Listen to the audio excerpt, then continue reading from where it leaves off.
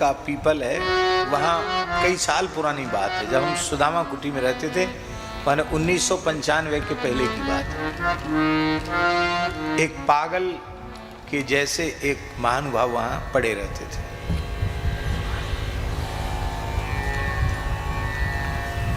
और किसी ने कुछ वहीं डाल दिया, कहीं खाने नहीं जाते थे, कहीं खाने मांगने खाने कहीं नहीं जाते थे, चुप रहते। वहीं किसी ने डाल दिया, उसी रज में ही ऐसी मिट्टी में धूल में डाल दिए, पूड़ी बर्फिया कोई चीज़ रोटी उसी में खा रहे हैं। सुअर आया उसी में से खा के चला गया, कुत्ता आया उसी में से खा के चला गया। और वो देखते नहीं कि सुअर खा के चला गया, कुत्ता खा के चला गया, उसी को खा लेते हैं। मैले पुराने से कपड़े, नख इतने बड़े बड़े, क्यों नख कभी काटते नहीं, एकदम अवधूत की तरह। और हमने देखा अपनी आंखों से, कोई कंबल डाल जा रहा है ठंड में, वो डालने वाला कंबल, और सवेरे सफाई वाले लोग, झाड़ू वाले लोग, वो कंबल उठा के ले जाने, नया कंबल धीरे से उठा के ले गए। डालने वाले के प्रति प्रसन्नता नहीं, उठा के ले जाने वाले के प्रति क्रोध नहीं। कोई रुपया पैसा डाले तो छूते नहीं उसको। डालने वाला डाल गया, उठाने वाले बच्चे, मोहल्ले के बच्चे उठा ले जाते, मल्लाहों के बच्चे उठा ले जाते। हम सोचते थे कि शायद ये पागल है। तो सुदामा कुटी में भक्तमाल की कथा चल रही थी, तो करमेती बाई जी का चरित्र चल रहा था, हम ही बोल रहे थे। तो माइक कुछ गड़बड़ हो गया बाहर वाला, तो उनको सुनाई नहीं पड़ा होगा, तो वो सुनने के लिए भीतर आ गए उठ के वहाँ से। और बाहर अब तो पुराना उसको विसर्जित करके नया मंदिर सुदामा कुटी में बन रहा है, ठाकुर जी का बड़े भव्य रूप में बन रहा है। तो बाहर में देखा होगा आपने पुराना जगमोहन, तो पुराने जगमोहन के बाहर एक कुइयाँ थी, वहाँ एक बरना की लता थी।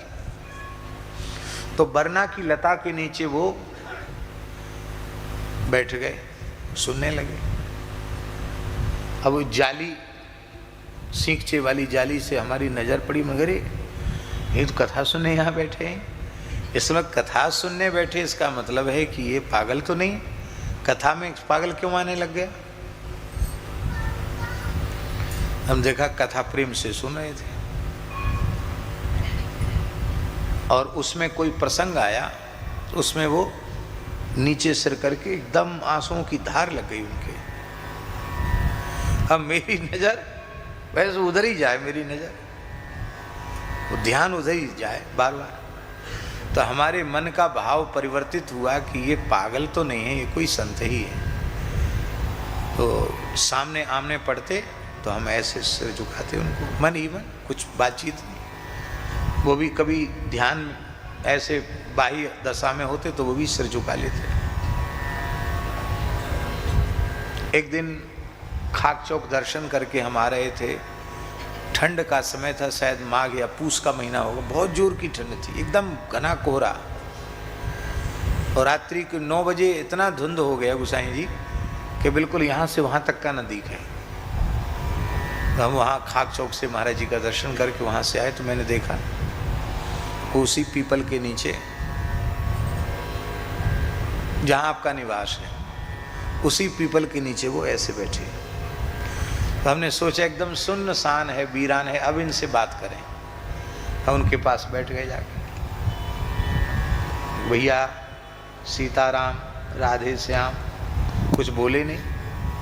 मैं भैया सीताराम राधे श्याम, और देखा उस पहचान गए कि यही बाबा कथा सुनाता है। तो ऐसे सिर झुकाया, बोले कुछ नहीं, सिर झुकाया। हमने कि आप कहाँ से आए? तो बोले फर्रुखाबाद। क्या बोले? फर्रुखाबाद। हमने दूसरा प्रश्न उनसे किया कि किस जाति के हो? क्या हमारे मन में यह था कि गंधेर से रहते हैं, और सुअर भी उसी में खा रहा, कुत्ता भी खा के चला जा रहा, वो खुद भी खा ले रहे हैं, जमीन में रज में पड़ी हुई वस्तु। मैंने कहा किस जाति के हो? बोला कान्य कुब्ज ब्राह्मण। अरे मन में आया कि हाँ देखने में तो लगता भले घर का लड़का है।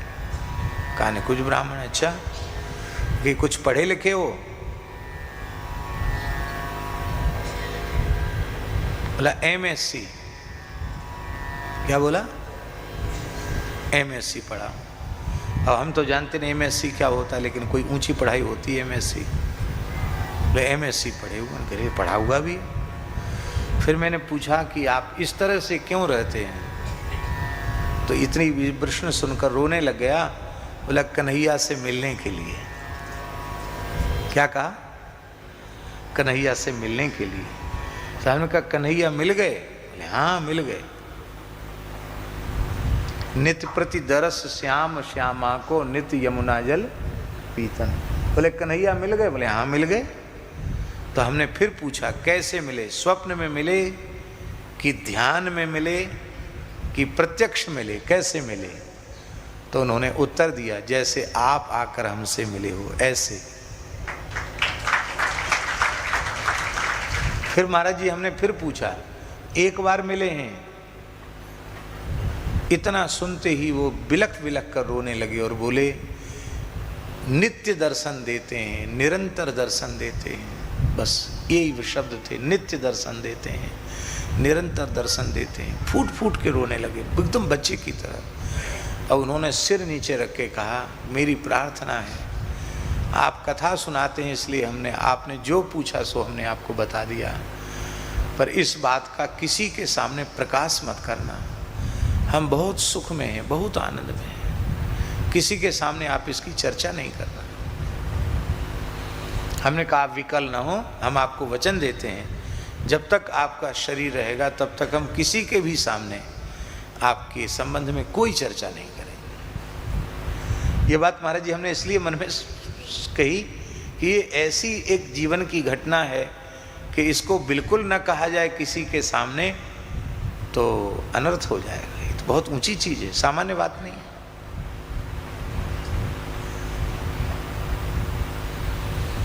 और ऐसी इस घटना के बाद फिर हमारी कभी उनसे बातचीत नहीं हुई।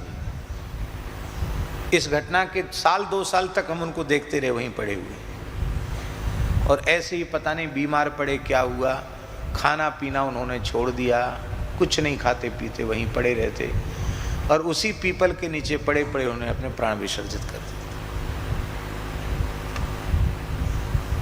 रात को पधार गए होंगे, सुबह उठा के जैसे लोग कचरा फेंक आते हैं ऐसे जमुना जी विसर्जित कराए। शरीर में जिनकी अहमता ममता है उन्हीं के लिए बैकुंठी बनाओ, विमान बनाओ, बैंड बाजा बजाओ और अमुक करो तमुक करो, और जिनको श्री ठाकुर जी मिल गए, इस देह का प्रयोजन पूरा हो गया, उस देह को कोई फेंक दो, पड़ा रहने दो, जला दो, बहा दो, जो चाहो सो करो, नहीं तो ऐसे ही छोड़ दो। उनको किसी की भी अपेक्षा नहीं है कि कोई उनके लिए संस्कार करेगा, उनको कोई भोज भंडारा करेगा, कोई पिंडदान जलदान करेगा, इसकी कोई इच्छा उनको नहीं होती। तब से हमारी दृष्टि बदल गई कि वृंदावन के पागल भी पागल नहीं है, ये भी पता नहीं कौन है, कोई पता नहीं। वृंदावन में सब कुछ दिव्य है तो वृंदावन के पागल भी सामान्य नहीं है।